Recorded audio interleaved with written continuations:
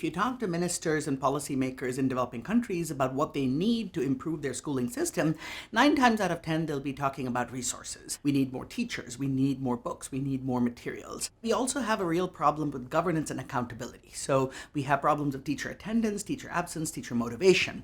And so 2 of the biggest constraints to improving education outcomes in developing countries are lack of resources and lack of teacher motivation. What this project in Tanzania tries to do is tries to study the impact of alleviating each of these constraints in the context of a large nationwide study.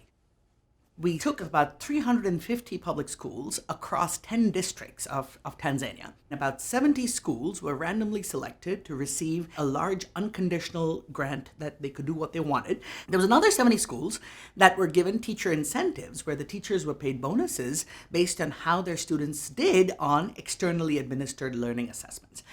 And then another 70 schools got both the inputs and the incentives. And so the idea here was to see if the whole would be more than the sum of the parts. And then you had another 140 schools that served as a control group that just continued in a business as usual way.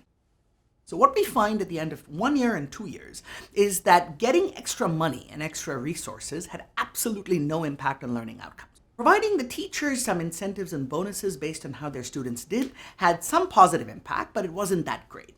That when you provided both the inputs and the incentives, you got a substantial improvement in learning outcomes. And then this was much bigger than the sum of the parts. Developing countries face multiple constraints to development. Sometimes just alleviating one constraint on its own is not enough. You need to alleviate multiple constraints together to get you the impacts you need. And so the resources on their own don't do anything.